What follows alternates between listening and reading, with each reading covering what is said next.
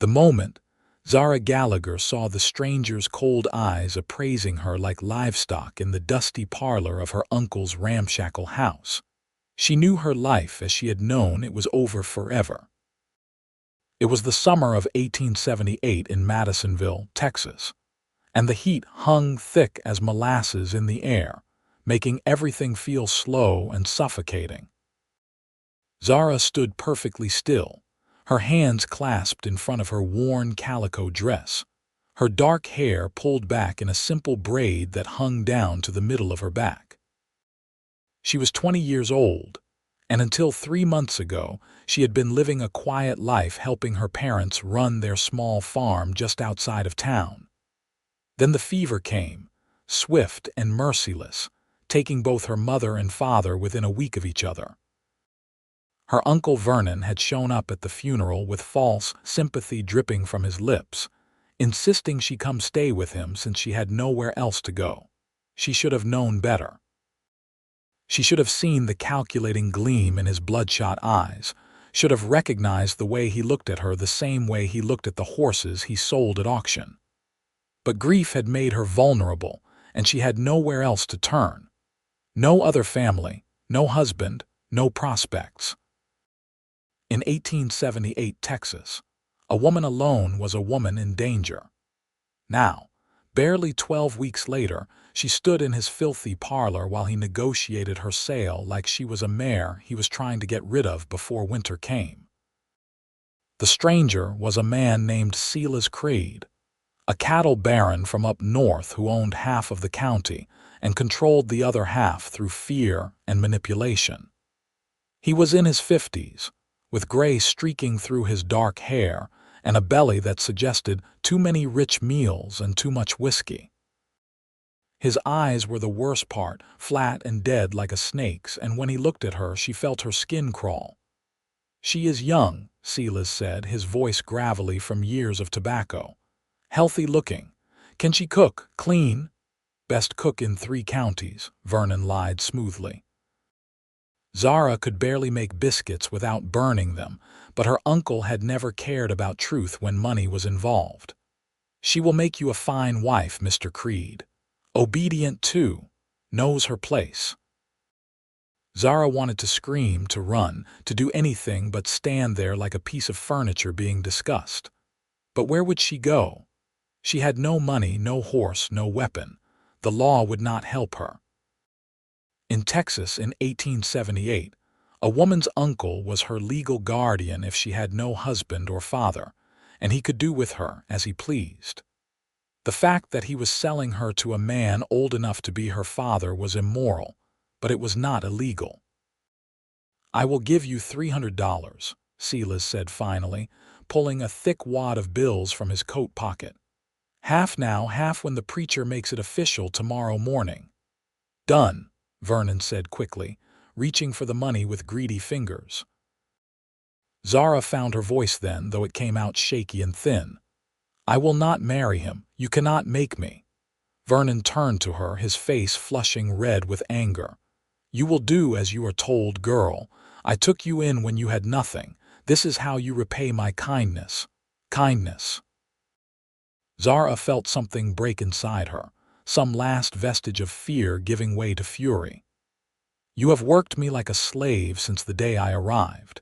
You have not fed me properly or given me a moment's peace. You are no better than a slave trader, selling human flesh for profit." Vernon's hand shot out, catching her across the face hard enough to make her stumble. The room spun for a moment, and she tasted blood in her mouth. Through the ringing in her ears, she heard Silas laugh. "She has spirit," he said, sounding pleased. "That is good. I like breaking in the spirited ones." The way he said it made Zara's stomach turn. She knew what kind of man he was now, knew what her life would be if she went with him. She would rather die than become his property. "I will fetch my things," she said quietly, dropping her eyes to the floor in false submission. Let them think she had accepted her fate. Let them relax their guard. She would wait for her moment, and then she would run, even if it meant dying in the wilderness. Anything was better than this.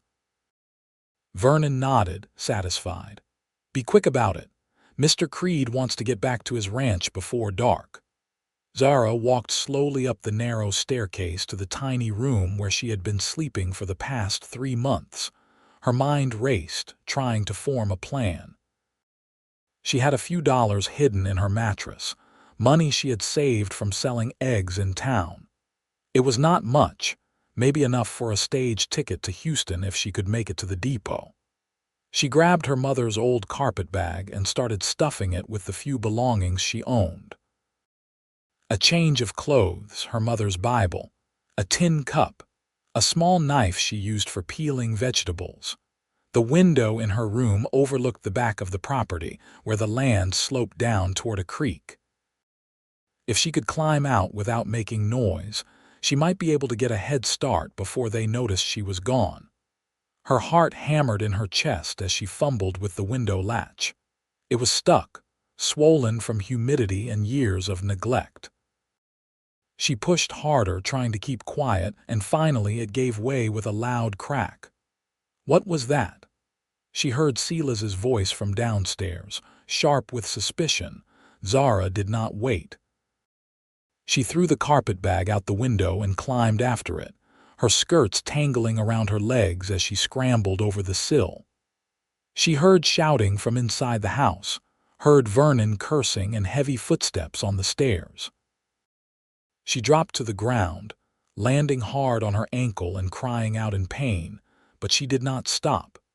She grabbed her bag and ran. The late afternoon sun beat down on her as she fled across the scrubby Texas landscape, heading for the thicker brush that grew along the creek. Behind her, she heard the back door slam open and Vernon shouting for her to stop. She did not look back. The adrenaline flooding her system made her faster than she had ever been, her feet flying over the uneven ground. Her ankle throbbed with each step, but she ignored it. She reached the creek and splashed through it, hoping the water would hide her tracks. The brush on the other side was thick with mesquite and live oak, providing cover as she pushed deeper into it. Thorns tore at her dress and scratched her arms, but she kept going. She could still hear Vernon and Silas behind her, their voices angry and distant. They were coming for her, and they would not give up easily. $300 was a lot of money. Zara ran until her lungs burned and her legs felt like they would collapse beneath her. She had no idea where she was going, only that she had to get as far from her uncle and Silas Creed as possible. The sun was starting to sink toward the horizon, painting the sky in shades of orange and pink. Soon it would be dark, and she would be alone in the wilderness with no food, no shelter, and no way to defend herself. She stumbled and fell, her hands catching on the rough ground. For a moment, she just lay there, gasping for breath, feeling the weight of her situation crushing down on her. Maybe she had made a mistake. Maybe she should have just accepted her fate and married Silas. At least she would have had food and a roof over her head. No. She pushed herself up, wiping dirt and tears from her face. She would not think like that. She would rather die free than live as that monster's property. The sound of a horse snorting nearby made her freeze. Someone was close. She held her breath, pressing herself flat against the ground behind a large mesquite bush. Through the branches, she could see a rider approaching from the west, moving slowly and carefully through the brush. Her first thought was that Vernon had gotten a horse and come after her. But as the rider got closer, she realized it was not her uncle. The man was younger, probably in his late 20s, with dark hair that curled slightly at the nape of his neck beneath his worn Stetson. He sat his horse with the easy confidence of someone who had spent his whole life in the saddle, his eyes scanning the landscape with practiced attention. He wore dusty trail clothes, a faded blue shirt and brown leather vest, with a gun belt slung low on his hips. Everything about him said cowboy, the kind of drifting ranch hand that moved from place to place following the work. Zara stayed perfectly still, hoping he would pass by without seeing her. The last thing she needed was another man trying to take advantage of her situation. But the horse, a rangy buckskin gelding, suddenly lifted its head and looked directly at her hiding spot. The rider noticed immediately, his hand dropping to the revolver at his side. "I know you are there," he called out, his voice deep and steady. "Come on out where I can see you, I mean no harm." Zara did not move. She did not trust him. She did not trust anyone. The rider sighed and dismounted, looping his reins around a low branch. "Listen, I heard men shouting back that way, talking about a runaway girl. I figured whoever was running probably had good reason, but I cannot help you if you do not let me see you." Something in his voice made Zara hesitate. There was no threat in it, no cruelty. Just a kind of weary patience, like he had seen enough of the world to understand that sometimes people ran for good reasons. Slowly, she stood up, keeping her distance, ready to bolt if he made any sudden moves. The cowboy studied her for a long moment, taking in her torn dress, the scratches on her arms, the purple bruise blooming on her cheek where Vernon had struck her. His jaw tightened, and something dark flickered in his eyes. "Who hit you?" he asked quietly. "My uncle," Zara said, her voice hoarse from running. "He was selling me to a man named Silas Creed. I ran." The cowboy's expression went cold. "Silas Creed, the cattle baron, you know him." "I know of him. He is a bastard of the highest order, pardon my language. You were right to run." He took a step closer, his hands held out in a peaceful gesture. "My name is Isaiah Irving. I am just passing through, looking for ranch work. But I cannot leave you out here alone with those men hunting for you. It will be dark soon, and this country is not safe after nightfall." Zara wanted to trust him, but trust was a luxury she could not afford. "Why would you help me? What do you want in return?" Isaiah looked surprised by the question, then sad. "Nothing. I do not want anything from you, miss. I just cannot ride away knowing you are in danger. My mother raised me better than that." Before Zara could respond, the sound of voices carried through the trees. Vernon and Silas were getting closer, still searching for her. Panic flooded through her, and she looked around wildly for somewhere to hide. Isaiah made a decision quickly. "Get on my horse. Now." "What? If they find you, they will take you back. Is that what you want?" His green eyes locked with hers, and she saw genuine concern there, not the predatory calculation she had seen in Silas's gaze. "I can get you away from here, but we need to move now." Zara did not have time to weigh her options. She could hear Vernon's angry voice clearly now, could hear him crashing through the brush not far away. She grabbed her carpetbag and let Isaiah boost her up onto the buckskin. He swung up behind her, his arms coming around her to take the reins, and she felt the solid warmth of his chest against her back. "Hold on," he said, and then they were moving, the horse picking its way quickly through the brush at Isaiah's guidance. He did not try to run, which would have made too much noise, but instead navigated through the thickest cover, taking a path that would be hard to follow in the fading light. They rode for what felt like hours but was probably only 20 minutes, putting distance between them and the searchers. Zara could feel the tension in Isaiah's body, the way he stayed alert for any sign of pursuit. Finally, when full darkness had settled over the land, he brought the horse to a stop in a small clearing beside a different creek. "We will rest here for a bit," he said quietly, dismounting and then helping her down. "Let the horse drink, then we will keep moving." Zara's legs nearly gave out when she hit the ground.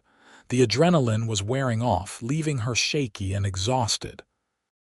She sat down hard on a rock near the water's edge, trying to process everything that had happened.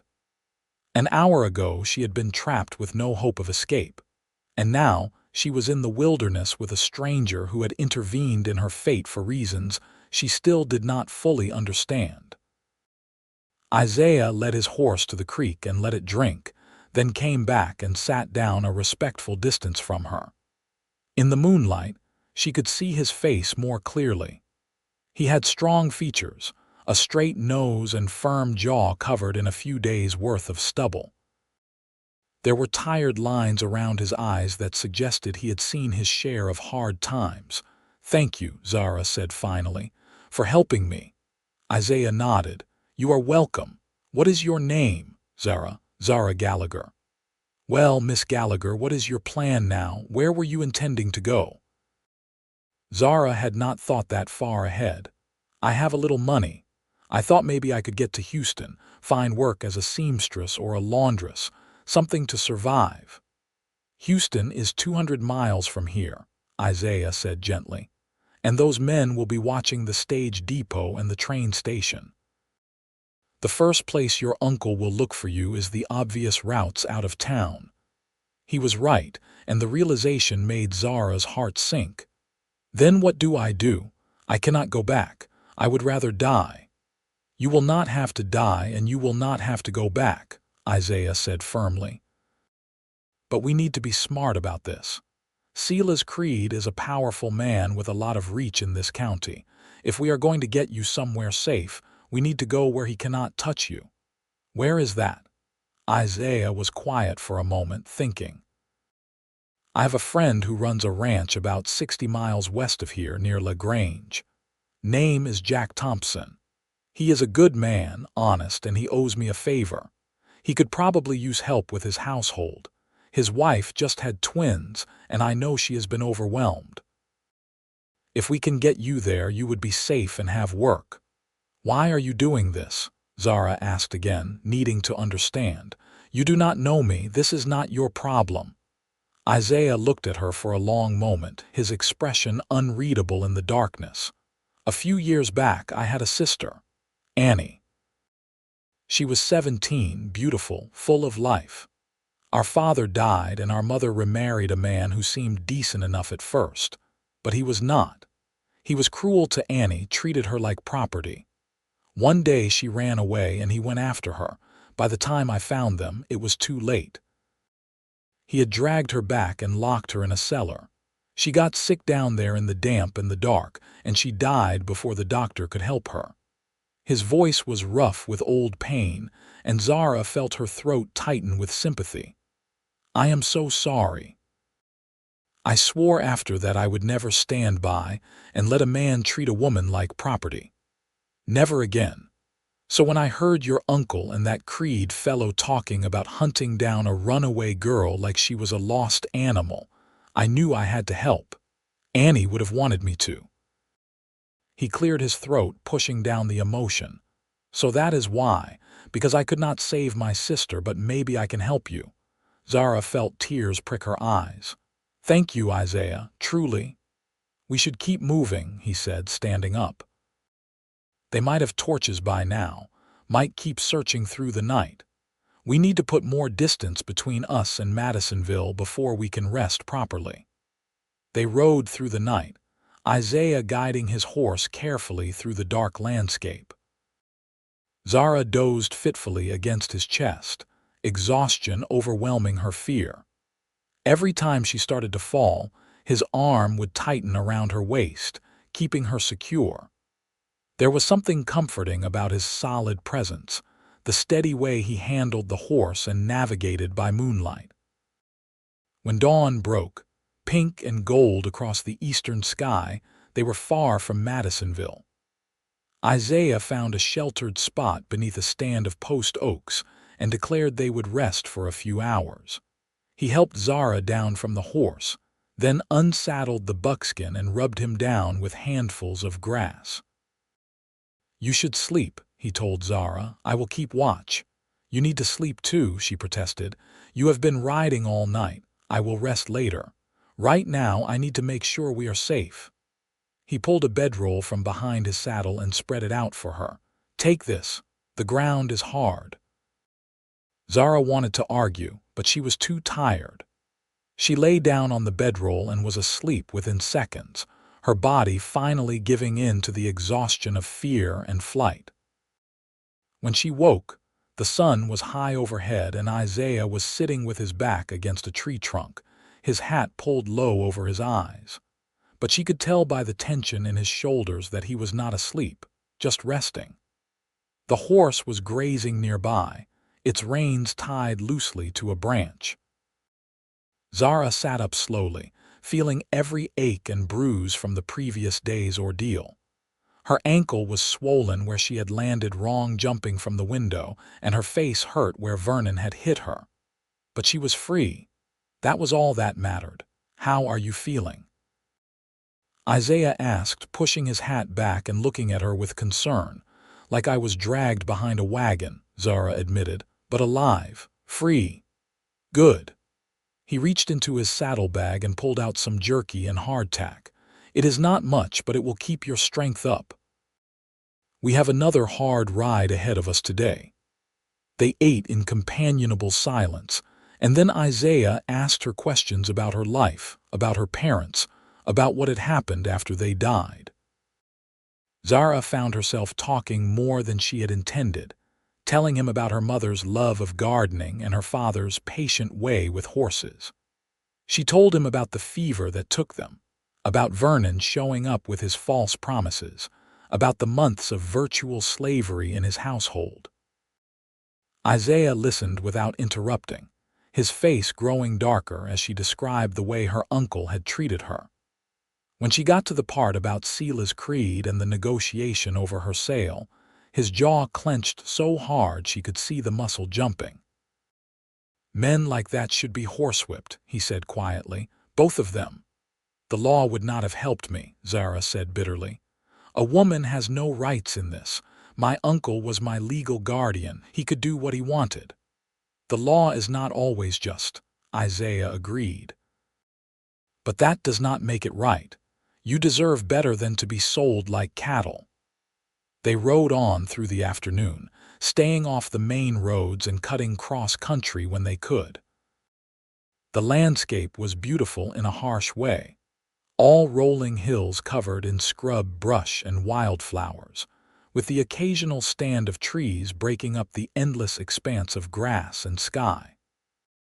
Isaiah proved to be an excellent guide, finding water when they needed it, and always seeming to know which direction to go. As they rode, Zara found herself relaxing bit by bit. Isaiah was easy to talk to, with a dry sense of humor that surprised her. He told her stories about his years working on various ranches, about ornery cattle and wild horses, about the places he had been and the people he had met. He had been born in Missouri, he said, and had come to Texas after his sister died, unable to stay in the place that held so many painful memories. "You ever think about settling down?" Zara asked as they paused to rest the horse beside a small stream. "Or do you like moving from place to place?" Isaiah considered the question. "I suppose I always thought I would settle down someday, find a piece of land, build a home, but it is hard to put down roots when you are always looking over your shoulder, always wondering if today is the day your past catches up with you." "What past?" Zara asked, then immediately felt like she had overstepped. "I am sorry, that is not my business." "No, it is all right," Isaiah said. He picked up a flat stone and skipped it across the water, watching it bounce 3 times before sinking. "After Annie died, I went after my stepfather. I was not thinking clearly, just full of rage and grief. I beat him badly, nearly killed him.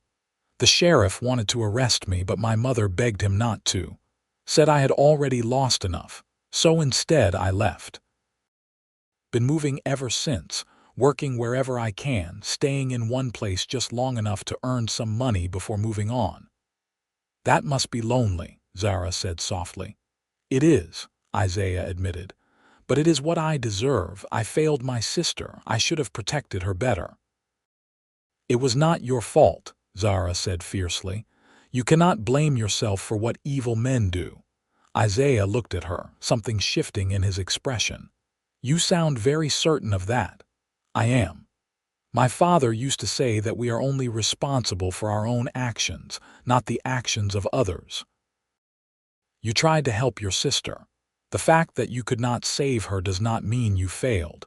It means the world is sometimes cruel and unfair. They looked at each other for a long moment, something unspoken passing between them. Then Isaiah cleared his throat and stood up. We should keep moving. Want to make it to LaGrange by tomorrow evening if we can. That night, they made camp in a small hollow that provided shelter from the wind. Isaiah built a fire, and they cooked beans in a small pot he carried in his pack.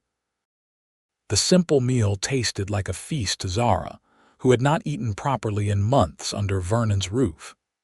She watched Isaiah across the fire, seeing the way the flickering light cast shadows on his face, making him look both younger and older at the same time. "Tell me about this friend of yours," she said. "Jack Thompson, how do you know him?" "We worked a cattle drive together about 3 years ago," Isaiah said. "Tough drive, lots of things went wrong. There was a stampede one night and Jack got caught in it. His horse went down and he would have been trampled if I had not pulled him out. He said he owed me his life, but I just did what anyone would have done." "Not anyone," Zara said. "Most people do not risk their lives for others." "Maybe." Isaiah poked at the fire with a stick. "Anyway, Jack settled down after that drive. Met a woman named Sarah, married her, and bought a small ranch. Last I heard they were doing well. He sent me a letter about 6 months ago telling me about the twins. Said if I was ever in the area, I should stop by." "Do you think he will really help me?" "I know he will. Jack is good people. And Sarah too, from what I have heard. They will take you in, give you honest work for honest pay. You will be safe there." Zara wanted to believe him, but part of her was still afraid to hope. "What if Silas Creed comes looking for me? LaGrange is in a different county. Creed has power in Madison County, but not so much elsewhere. And even if he did come asking questions, Jack will not give you up. I promise you that." Isaiah's confidence was reassuring, but Zara still felt a knot of anxiety in her chest. She had been betrayed by the one person who was supposed to protect her. It was hard to trust that safety was actually possible. As if sensing her thoughts, Isaiah said gently, "I know you have no reason to trust me or anyone else right now, but I give you my word, Miss Gallagher.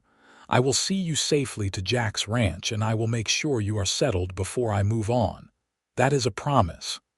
You are moving on." Zara felt a strange pang of disappointment. Over the past day and night, she had come to rely on Isaiah's steady presence, his quiet strength. The thought of him leaving once they reached LaGrange made her feel unexpectedly sad. "I am a drifter," Isaiah said with a shrug. "I do not stay in one place long. It is not fair to Jack to burden him with a permanent house guest when he already has his hands full with a new family."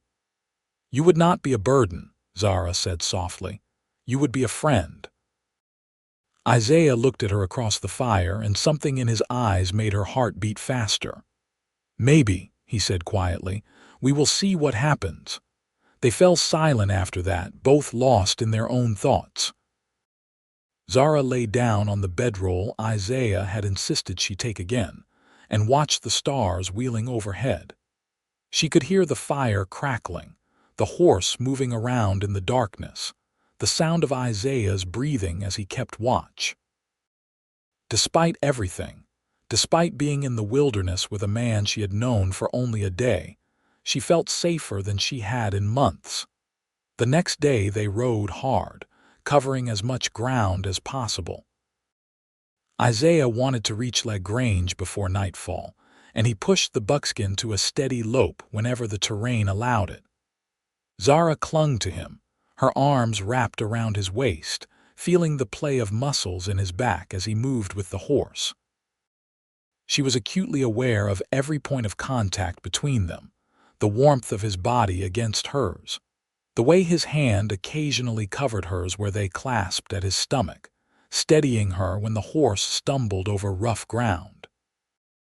They stopped once at midday to rest and water the horse, and Isaiah took the opportunity to check Zara's ankle. It was still swollen but not as bad as it had been the day before. He wrapped it with a strip of cloth from his pack, his hands gentle but impersonal, and told her to try to keep her weight off it as much as possible. "You are good at this," Zara observed, watching him work. "Taking care of people, I mean."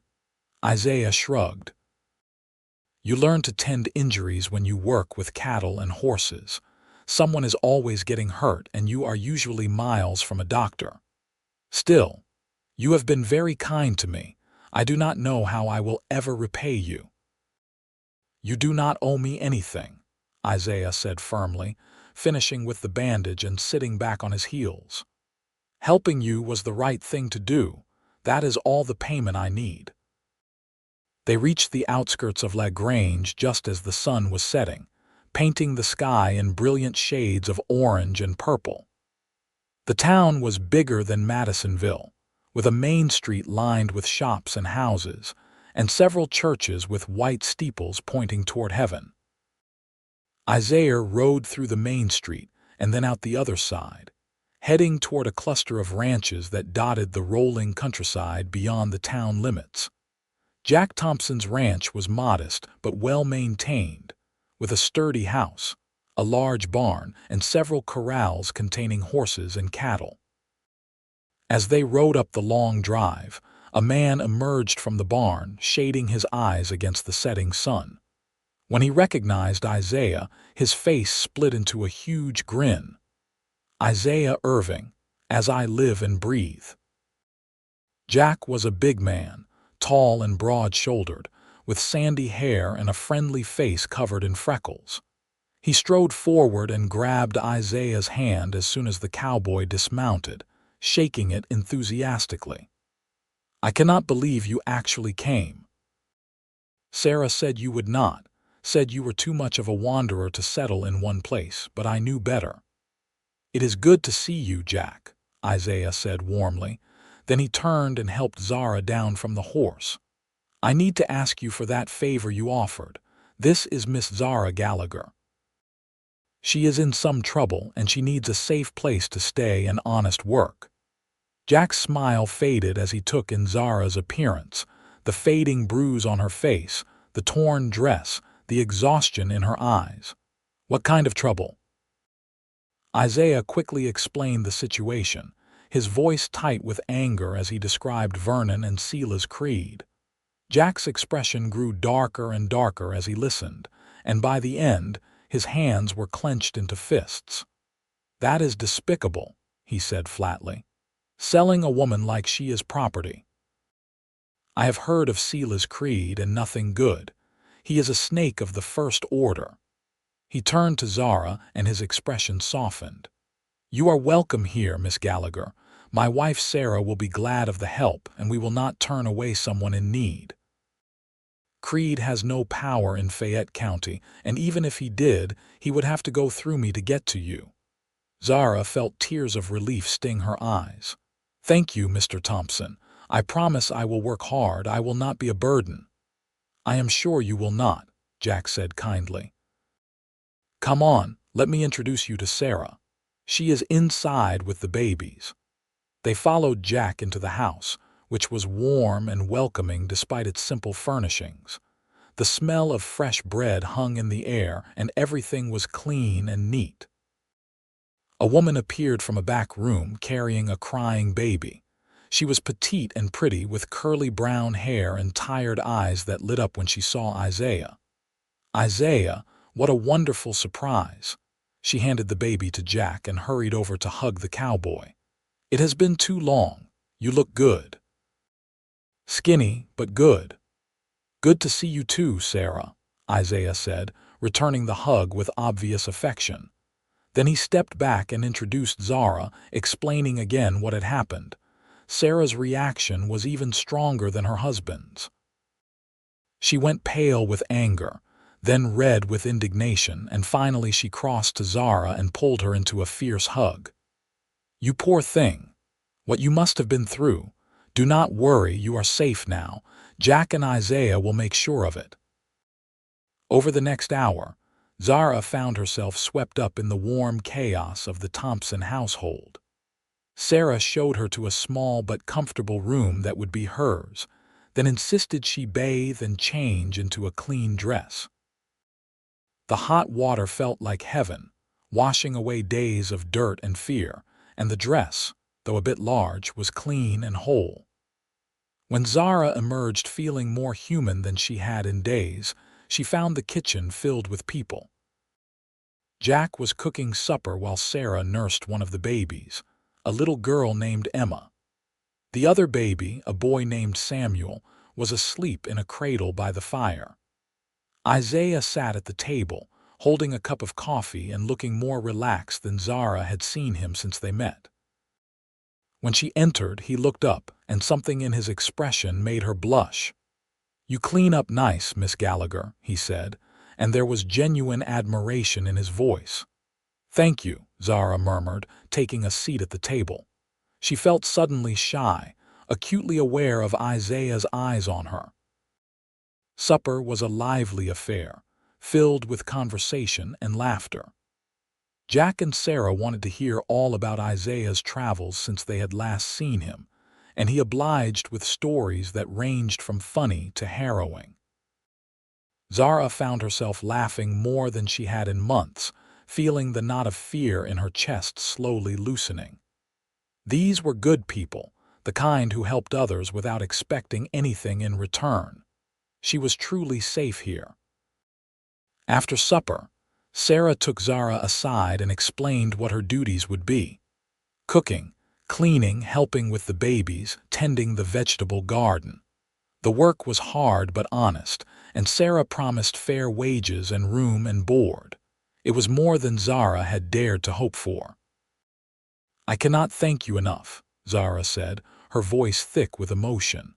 "You and Jack have been so kind." "We take care of our own," Sarah said simply. "And anyone Isaiah vouches for is automatically one of our own. That man has the best judge of character I have ever seen. If he says you are good people, then you are." That night, Zara lay in her new bed in her new room, listening to the unfamiliar sounds of the Thompson house settling around her. She could hear Jack and Sarah murmuring to each other in their room down the hall, could hear one of the babies fussing softly. Outside, the Texas night was alive with the sound of crickets and the distant howl of a coyote. She thought about Isaiah, who was sleeping in the barn with the hired hand who helped Jack run the ranch. He had saved her, had risked his own safety to help a stranger, and had asked for nothing in return.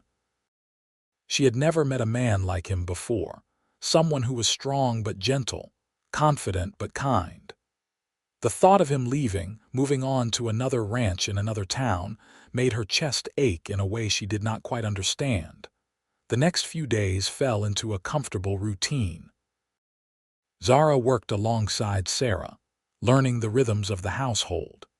She discovered that she liked taking care of the babies, loved the way little Emma would grab her finger with tiny, perfect hands, the way Samuel would coo and smile when she sang to him. Sarah was a patient teacher, showing Zara how to properly knead bread dough, how to organize a kitchen for maximum efficiency, how to tend the vegetable garden without disturbing the delicate seedlings. Isaiah stayed on at the ranch, helping Jack with various projects. There was always work to be done: fences to mend, horses to break, cattle to move from one pasture to another.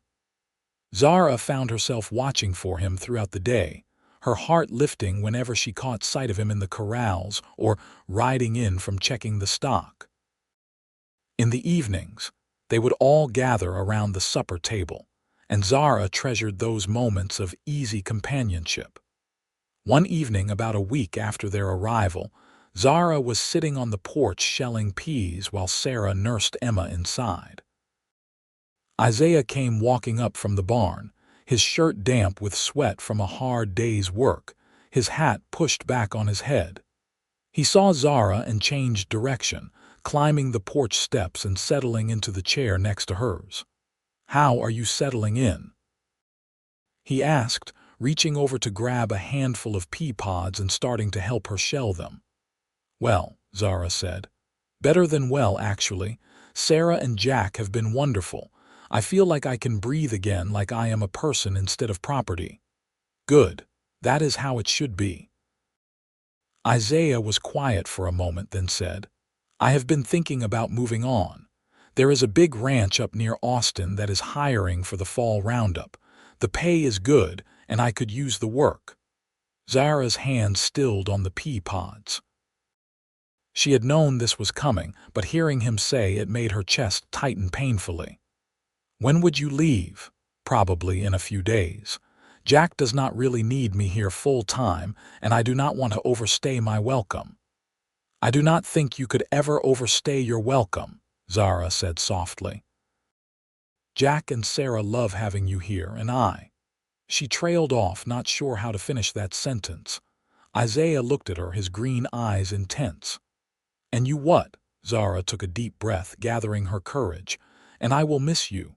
You saved my life, Isaiah. I owe you everything. And more than that, I have come to care about you. These past days, working alongside you, talking with you in the evenings, it has been the happiest I have been in a very long time." Isaiah set down the pea pod he had been shelling, his expression conflicted. "Zara, I care about you too. More than I probably should. But I am not a good bet. I am a drifter, a man with no home and no prospects. You deserve someone stable, someone who can give you the life you deserve." "What if I do not want stability?" Zara said, surprised by her own boldness. "What if what I want is someone who sees me as an equal, someone who treats me with respect and kindness? What if I want you?" Isaiah looked stunned. "You do not know what you are saying. You are grateful because I helped you, but gratitude is not the same as love." "I know the difference," Zara said firmly. "I have had a lot of time to think over the past week. Yes, I am grateful to you, but what I feel is more than that. When I see you, my heart speeds up. When you smile at me, I feel warm all over. When I think about you leaving, I feel like someone is squeezing my chest. That is not gratitude, Isaiah. That is something else entirely." Isaiah stood up abruptly, pacing to the edge of the porch and back. "This is not a good idea. You have been through a trauma. You are not thinking clearly." "I am thinking more clearly than I ever have," Zara said, standing to face him. "I know what I want, Isaiah. The question is, do you want it too?" He looked at her for a long moment, and she could see the war playing out behind his eyes. Then slowly, he reached out and cupped her face in his hand, his thumb gentle on the fading bruise on her cheek. "I want it more than anything," he said quietly. "But I am afraid. Afraid I will let you down the way I let Annie down. Afraid I am not good enough for you." "You are more than good enough," Zara said, covering his hand with hers. "You are the best man I have ever known. And you did not let Annie down. What happened to her was not your fault. You have to forgive yourself, Isaiah. You have to let yourself be happy." He was still for a long moment, and then he leaned down and kissed her. It was gentle and tentative at first, a question more than a demand. Zara answered by wrapping her arms around his neck and kissing him back with all the emotion she had been holding inside. The bowl of peas tumbled to the porch floor, forgotten, as Isaiah pulled her closer, his arms strong and warm around her. When they finally broke apart, both breathing hard, Isaiah rested his forehead against hers. "I have not felt like this since before Annie died," he admitted. "I thought I was not capable of it anymore, but you make me want to believe in good things again." "Then believe," Zara whispered. "Believe in us." Inside the house, they heard Jack laugh at something Sarah said, and the moment broke. They pulled apart, both blushing, and bent to pick up the scattered peas. When they went inside a few minutes later, Jack took one look at them and grinned knowingly. "About time," he said. "Sarah owes me $5. I said it would happen within 2 weeks, and she said it would take at least a month." Jack Thompson. Sarah swatted her husband's arm, but she was smiling. I am happy for you both, truly. The next few weeks were some of the happiest of Zara's life. Isaiah decided not to go to Austin after all, instead staying on at the Thompson Ranch as a full-time hand. Jack was thrilled, saying he had been needing more help anyway, and Sarah was delighted to have them both there.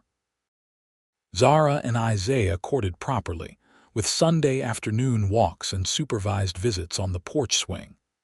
But they also worked side by side, sharing the daily tasks of ranch life, and those ordinary moments felt as romantic as any formal courtship.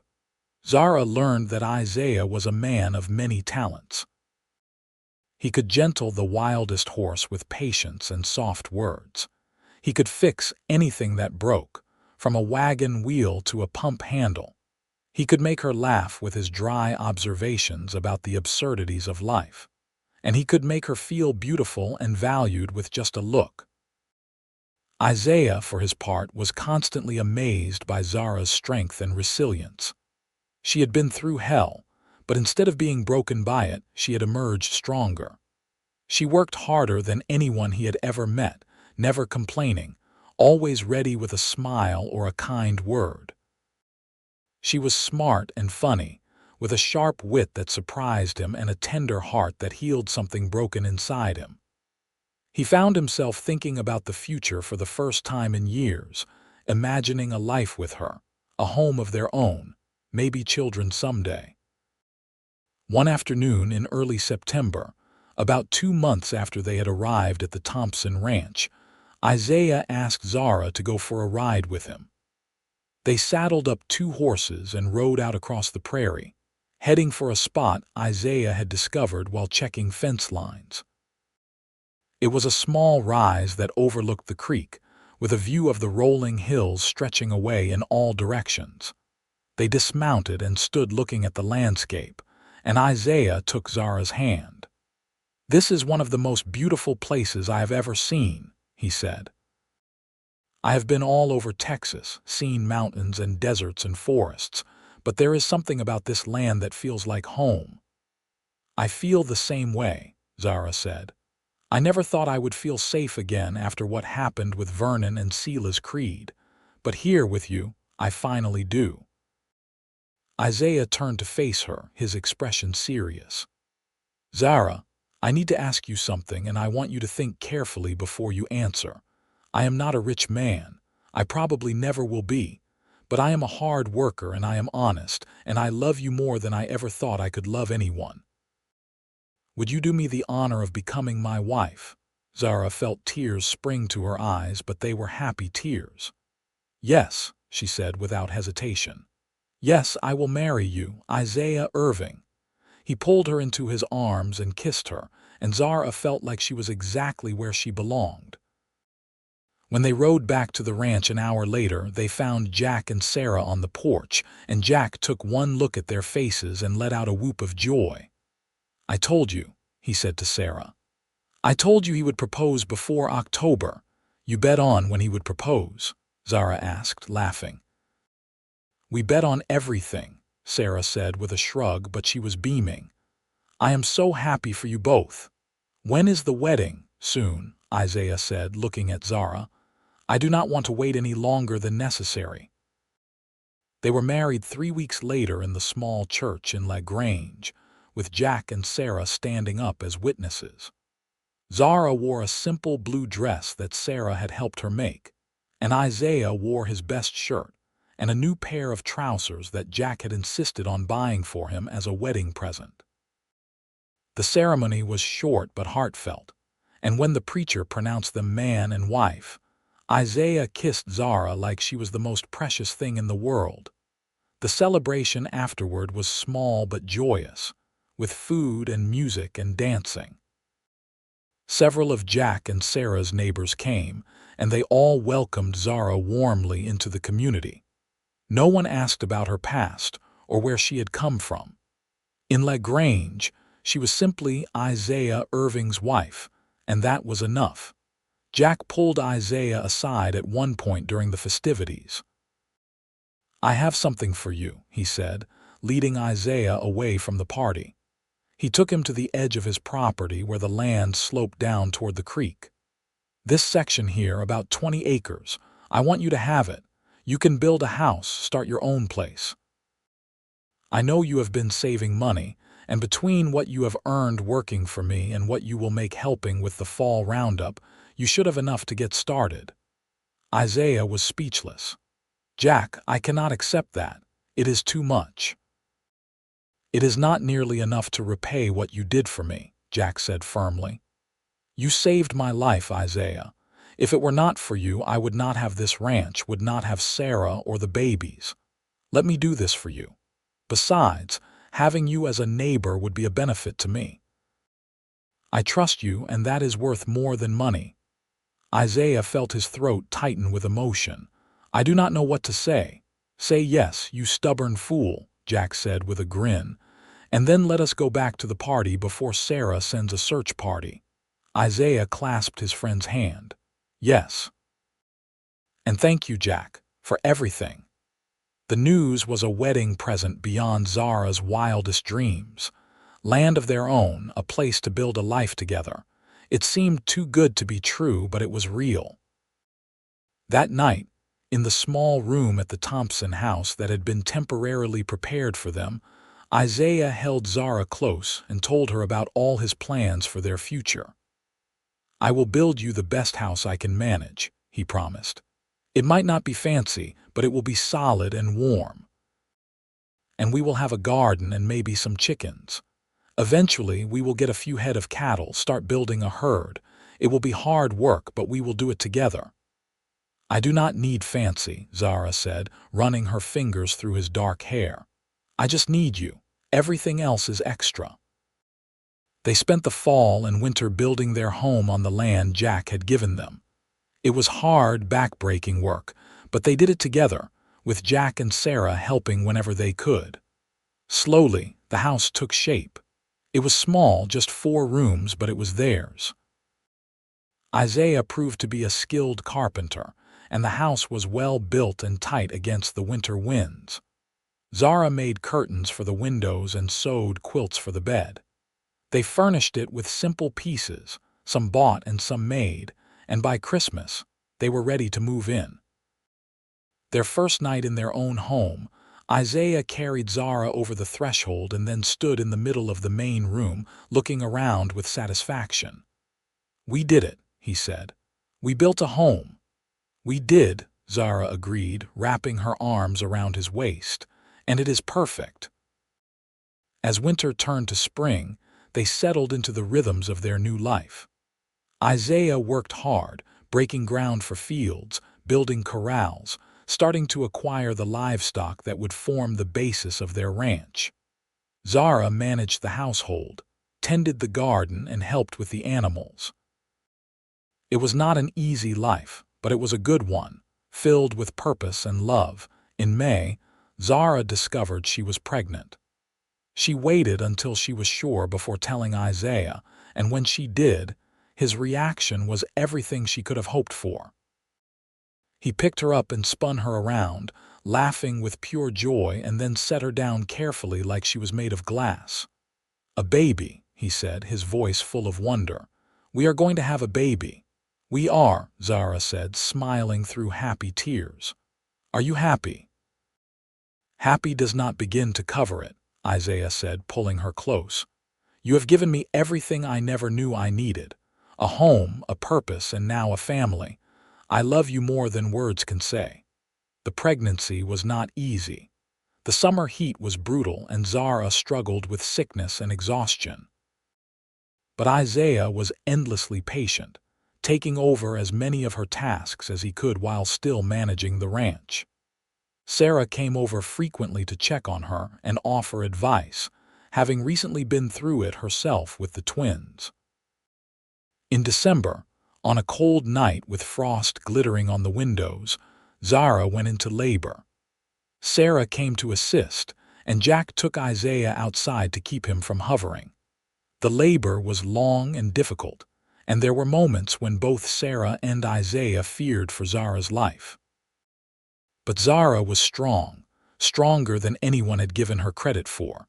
And in the early hours of the morning, she delivered a healthy baby boy. When Isaiah was finally allowed back in the room, he found Zara exhausted but glowing, holding a tiny bundle wrapped in a soft blanket. She looked up at him with tears in her eyes and said, "Isaiah, meet your son." Isaiah approached slowly, almost afraid to breathe. He looked down at the baby, at the tiny face and the small, perfect fingers, and felt something shift in his chest. This was his child, his son.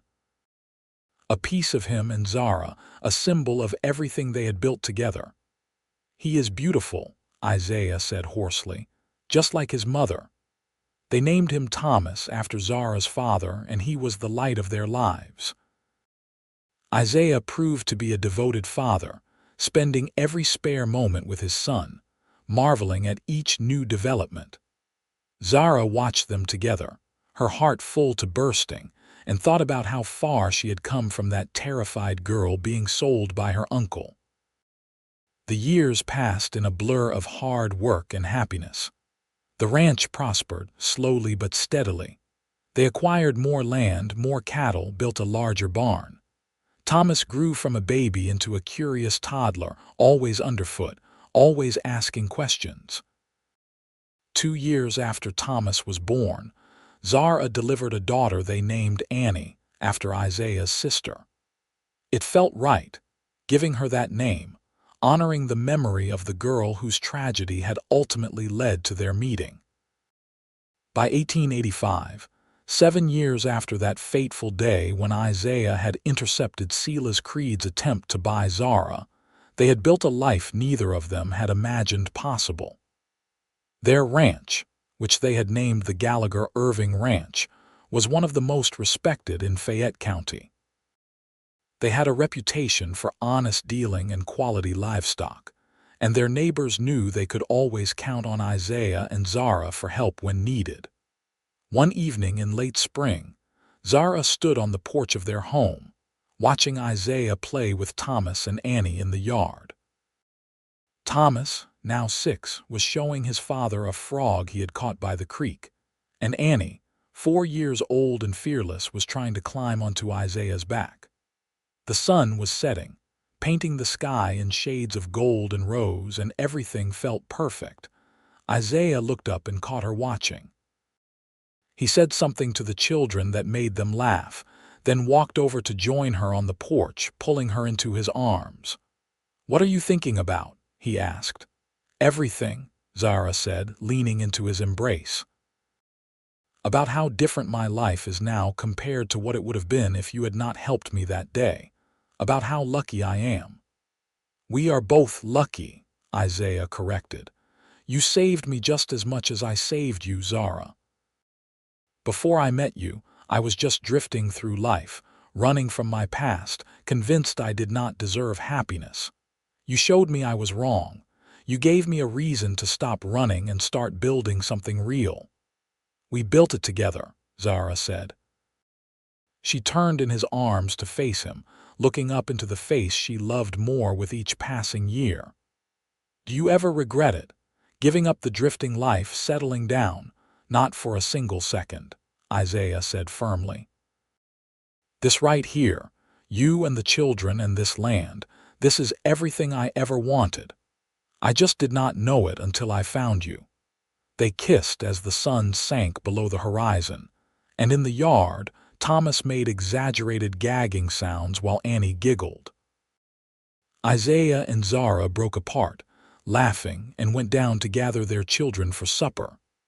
That night, after the children were asleep and the house was quiet, Isaiah and Zara sat together on their porch, watching the stars come out one by one. The air was warm and smelled of honeysuckle and fresh hay. In the distance, they could hear cattle lowing softly and the creek burbling over its rocky bed. "I have been thinking," Isaiah said, breaking the comfortable silence, "about expanding the herd next year. Jack says there is good money in breeding horses too, and we have the land for it." "That sounds like a good idea," Zara said. "We would need to build another barn, though, and hire some help." I was thinking about that. There is a young man in town, son of the blacksmith. He is looking for work and he is supposed to be good with horses. I thought I might offer him a job, room and board plus wages. Whatever you think is best, Zara said, then smiled. Look at us, planning for the future like proper ranchers. We are proper ranchers, Isaiah said with a laugh. When did that happen? Somewhere between buying our first cow and delivering our second child, Zara said. We grew up, Isaiah. We built a life. They sat in silence for a while longer, just enjoying the night and each other's company. Then Zara said quietly, "Do you ever wonder what happened to Sela's creed, or my uncle?" Isaiah tensed slightly. They rarely talked about the past, preferring to focus on the present and future. Sometimes, he admitted. Why? Are you worried they might come looking for you? No, Zara said quickly. It has been 7 years. If they were going to come, they would have by now. I just wonder sometimes if they even remember me or if I was just one more failed transaction to them. You were never just a transaction, Isaiah said fiercely. You are a person, a woman with thoughts and feelings and dreams. What they tried to do to you was evil, pure, and simple. And if they did remember you, I hope it haunts them. I hope they have changed, Zara said. I hope they learned something from what happened. But mostly, I just hope I never have to see either of them again. You will not, Isaiah promised. I will make sure of it. In fact, neither of them ever did see Vernon or Sela's creed again. Years later, they heard through the gossip that made its way along the Texas grapevine that Vernon had drunk himself to death in some dingy saloon in Madisonville. Sela's creed had lost most of his fortune in a series of bad investments and died a bitter, lonely man with no one to mourn him. When Isaiah told Zara the news, she felt nothing but a distant sort of pity. Those men had tried to destroy her, but they had failed. She had survived and thrived, and that was the best revenge of all. The years continued to pass, each one bringing new challenges and new joys. There were hard times, certainly. Droughts that killed their crops, harsh winters that took some of their livestock, an outbreak of fever that nearly claimed Thomas when he was 8. But they weathered every storm together, their love and partnership seeing them through. Thomas grew into a strong, capable young man with his father's sense of honor and his mother's fierce determination. He worked the ranch alongside Isaiah, learning everything there was to know about cattle and horses and the land. Annie was different, more interested in books than livestock, and when she was 12, Zara began teaching her more advanced skills, reading and writing and arithmetic. They talked about maybe sending her to the school that had been established in La Grange, giving her opportunities that Zara had never had. In 1891, when Zara was 33 and Isaiah was 36, they were blessed with another child, another son they named Jack after their dear friend. Jack Thompson had died the year before from a kick to the head from an ornery horse, and his death had hit them both hard. Naming their new son after him felt like a way to honor his memory and ensure that his legacy would continue. Sarah Thompson remained a close friend, and she spent a lot of time at the Gallagher Irving Ranch, especially after Jack's death. Her twins, Emma and Samuel, were close in age to Thomas and Annie, and the 4 children had grown up together, as close as siblings. Sarah eventually remarried, a kind man named Robert who treated her well and was a good father to the twins. Zara was glad to see her friend happy again, knowing how much Sarah had loved and missed Jack. By the late 1890s, the Gallagher Irving Ranch was one of the most successful in the county.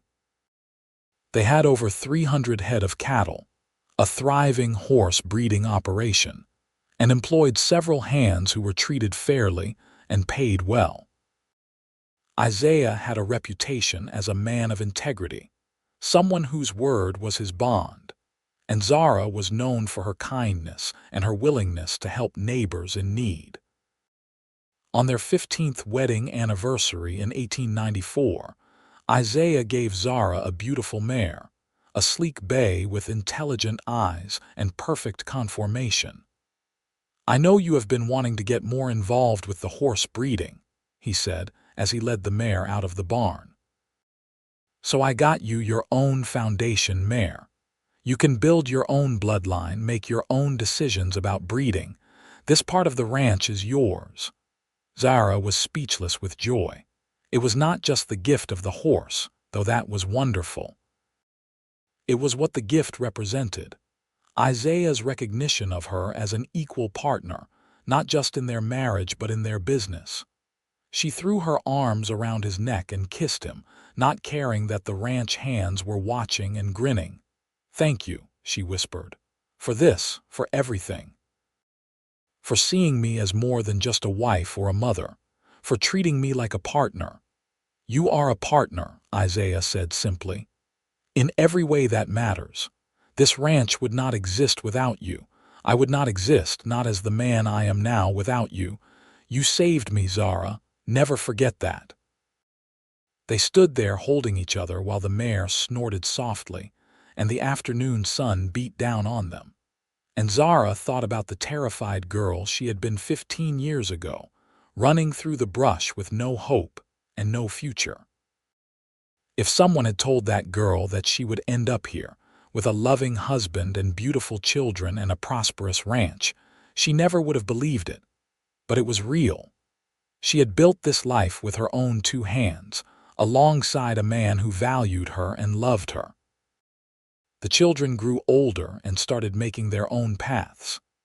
Thomas married a sweet girl named Lucy from a neighboring ranch when he was 21, and they built a house on the far side of the Gallagher Irving property. Thomas continued to work the ranch with Isaiah, and it was understood that someday he would inherit it and carry on the family legacy.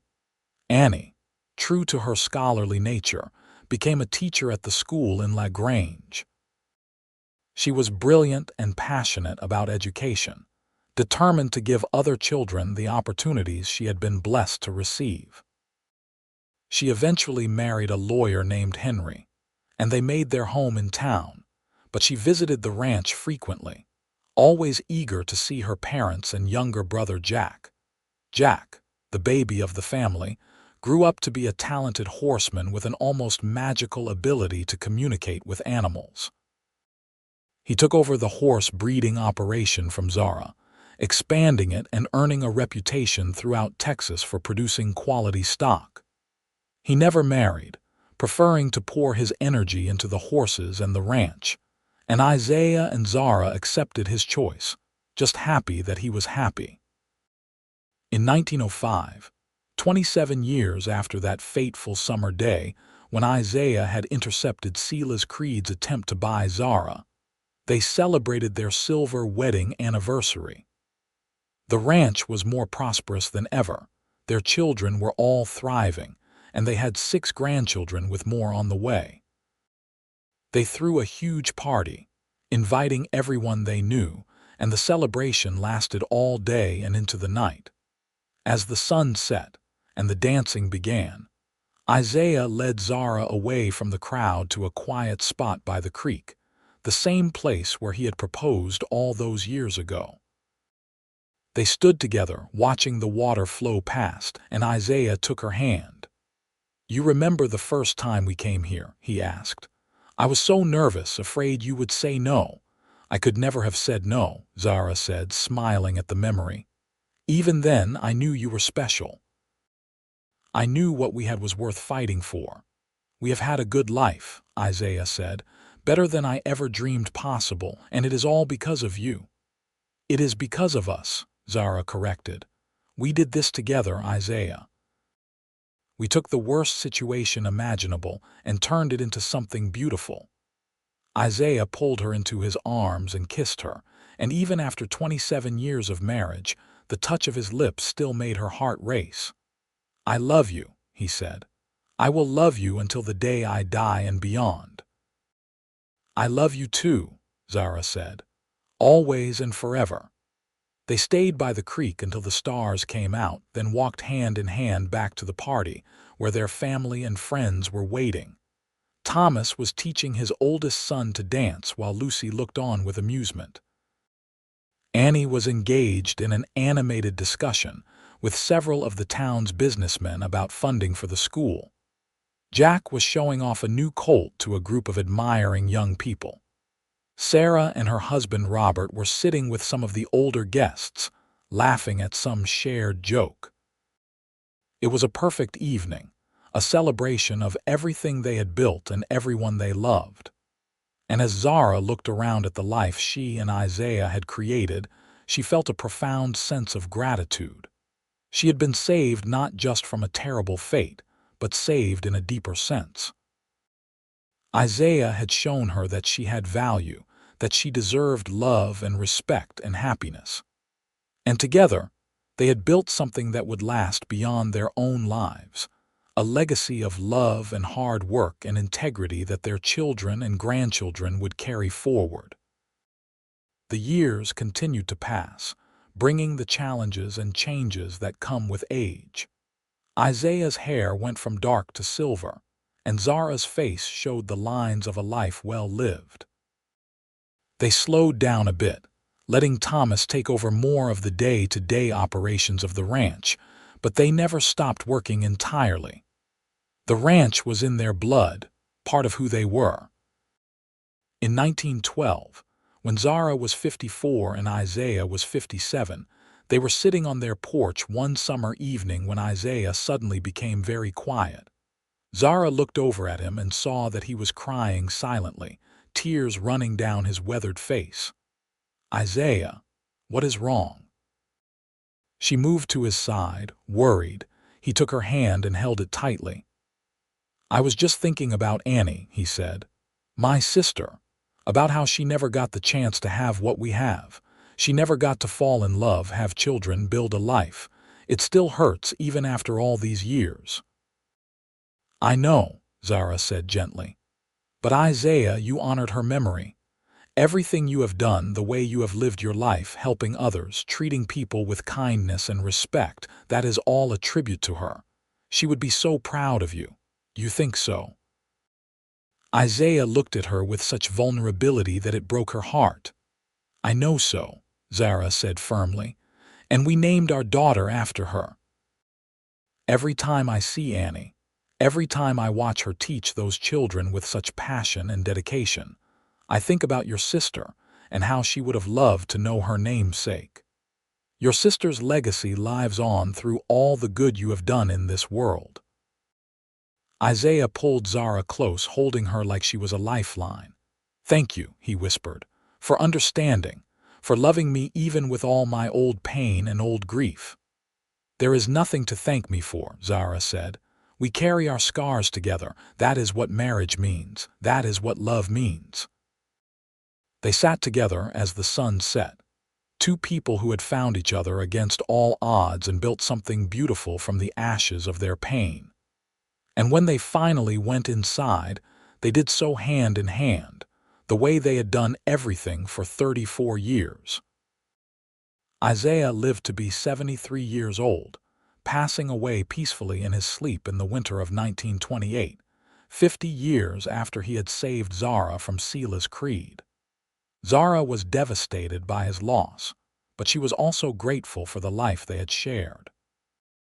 They had been blessed with 50 years of marriage, had raised 3 wonderful children, and had seen 9 grandchildren and 12 great-grandchildren born. At his funeral, Zara stood before the assembled crowd, their children and grandchildren and great-grandchildren, their friends and neighbors, the community they had helped build, and she told the story of how they had met. She told them about the terrified girl who had been sold like property, about the cowboy who had intervened and taken her to freedom, about how they had fallen in love and built a life together.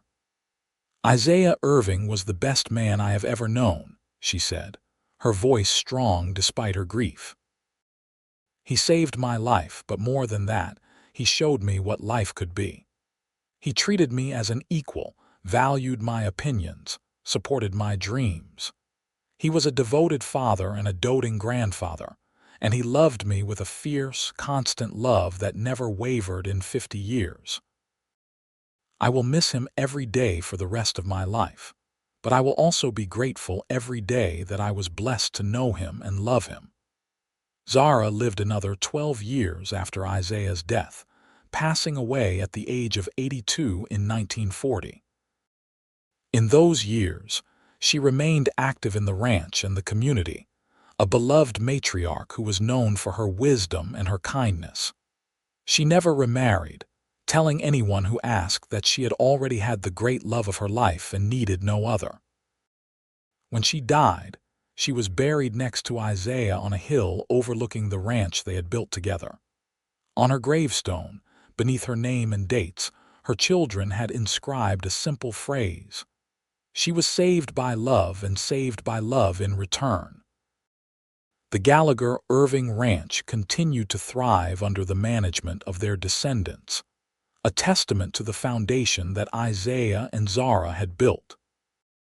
And generations later, their story was still told, a reminder that even in the darkest circumstances, love and courage could create something beautiful. That a chance meeting between a desperate woman and a compassionate man could change the course of lives and create a legacy that would endure long after they were gone. It was a love story born out of tragedy and injustice, but it became a story of hope and redemption. Zara had been sold by her uncle to a stranger, but a cowboy had intercepted the deal and taken her to freedom. And in that freedom, they had found each other, and they had built a life that was everything they had ever dreamed of and more. Their love had been the foundation of everything, the bedrock upon which they had built their family and their fortune.